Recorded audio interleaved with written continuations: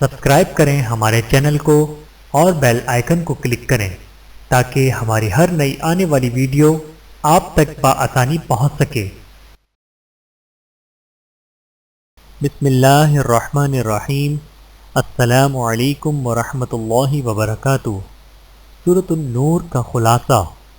قرآن مجید کی سورۃ النور میں پاکیزہ معاشرے کے قیام کے زرعین اصول بیان کیے گئے ہیں جن کا خلاصہ درج ذیل ہے۔ نمبر 1، معاشرے میں عفت و پاک دامنی کا قیام اور جنسی بے راہ روی کی روک تھام کے لیے قانون سازی کی گئی۔ زنا کا ارتکاب اگر غیر شادی شدہ مرد و عورت کریں تو 100 کوڑے، جبکہ شادی شدہ ہونے کی صورت میں سنساری کی سزا مقرر کی گئی۔ نمبر 2، عوامی مجمع کے سامنے زنا کی سزا جاری کرنے کی تلقین کی گئی تاکہ مشاہدہ کرنے والوں کے لیے عبرت و نصیحت کا سامان ہو۔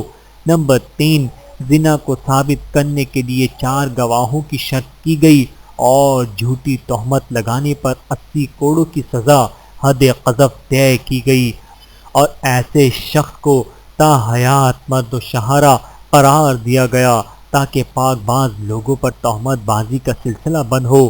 نمبر 4، اگر خدا نخواستہ میاں بیوی میں اعتماد کا فقدان ہو جائے اور شوہر کو پاک دامنی پر اعتراضات ہوں مگر شرعی گواہی موجود نہ ہو اور نہ اعتراف جرم کی صورت ہو تو خانگی زندگی کو مزید مشکلات سے بچانے اور زوجین کو معقول راستہ دینے کے لیے لعان کے نام سے قانون وضع کیا گیا ہے، جس کا طریقہ کار یہ ہے کہ شوہر عدالت میں اپنے الزام کو حلفیہ طور پر 4 مرتبہ دہرائے اور اپنی صداقت کا اقرار کرے اور 5ویں مرتبہ یوں کہے کہ جھوٹا ہونے کی صورت میں مجھ پر اللہ کی لعنت ہو۔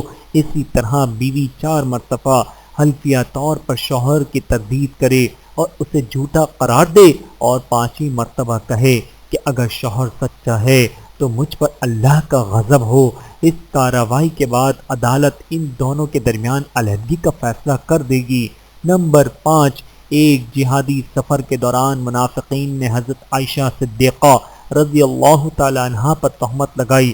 اس سانحے کو واقعہ افق کہا جاتا ہے۔ اللہ سبحانہ و تعالی نے حضرت عائشہ رضی اللہ تعالی عنہا کی پاک بازی اور برات کے اعلان میں سورۃ النور کی آیت نمبر 11 تا 20 نازل فرما دی، جن میں پاک باز عورتوں پر تہمت کی ناگہانی صورتحال سے نمٹنے کے رہنما اصول بیان فرمائے گئے ہیں۔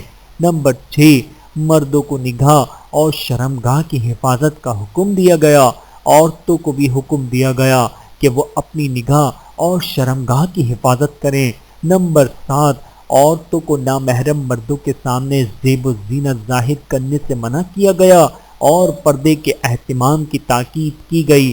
نمبر 8، عفت و عصمت کی حفاظت کے لیے نکاح کی بھرپور ترغیب دی گئی، بالخصوص بیوہ عورتوں سے نکاح کا تاکیدی حکم دیا گیا۔ نمبر 9، آسمان اور زمین کے تمام مخلوقات کو ہدایت کا نور پہنچانے والی ذات صرف اللہ سبحانہ و تعالی کی ہے۔ نمبر 10، کافروں کے اعمال کو سراب سے تشبیہ دے کر بتایا گیا کہ جس طرح سخت گرمی میں صحرا کی تپتی ہوئی ریت پر پانی کا گمان ہونے لگتا ہے جبکہ اس کی حقیقت کچھ بھی نہیں ہوتی، اسی طرح کافروں کے اعمال قیامت کے دن بے حقیقت قرار پائیں گے۔ نمبر 11، ایمان اور اعمال صالحہ اختیار کرنے والوں کے لیے زمین میں اقتدار اور امن سلامتی دینے کا وعدہ کیا گیا۔ نمبر 12، نجی زندگی اور پرائیویسی کے تحفظ کے لیے گھروں میں داخلوں کے وقت سلام کرنے اور پیشگی اجازت لینے کا حکم دیا گیا۔